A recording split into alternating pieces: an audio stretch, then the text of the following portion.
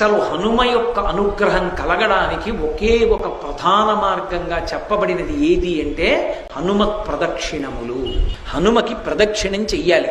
ప్రదక్షిణము అంటే ఒక్క మాట తిరగాలి. కానీ అది 3 మార్లు తిరగచ్చు, 5 మార్లు తిరగచ్చు, 7 మాటలు తిరగచ్చు, 9 మాటలు తిరగచ్చు, 16 మాటలు, 21 మాటలు, 108 మాటలు. పసుపు కొమ్ములు కాని, బియ్యపు గింజలు కాని, వక్కలు కాని, వీటితోటి ప్రదక్షిణం చేసేటప్పుడు నిండు గర్భిణి ఎలా నడుస్తుందో అలా నడవాలి. ప్రదక్షిణం చేస్తున్నంతసేపు కూడా ఒక శ్లోకమే చెప్పాలి. రామనామ భజన చేస్తూ కూడా ప్రదక్షిణం చెయ్యకూడదు.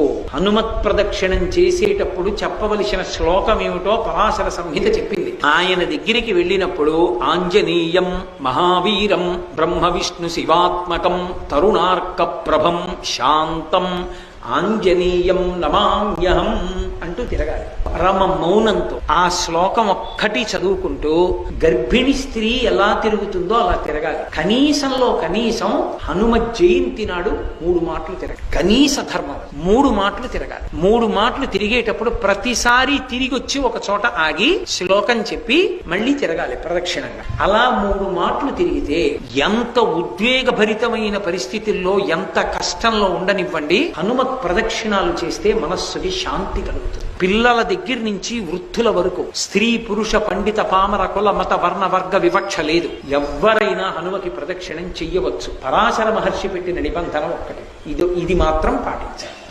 ఈ శ్లోకం చెప్తూ ప్రదక్షిణం చెయ్యాలి. రెండవది, ఎక్కువ ప్రదక్షిణాలు చెయ్యాలని ఏదైనా కామితంతో కానీ, ఏదైనా కామ్యంతో కానీ చేస్తే అప్పుడు మాత్రం చేతిలో పసుపు బొమ్మలు కానీ, వక్కలు కానీ పట్టుకుని పళ్ళెం పెట్టి అందులో వెయ్యాలి ప్రదక్షిణం అవగానే. తప్ప వేళ్లతో లెక్క పెట్టడం, కాగితం మీద పెన్నుతో రాసి గీతలు కొట్టడం, పుల్లలతో గుచ్చడం, అటువంటి ప్రదక్షిణాలు చెయ్యకూడదు.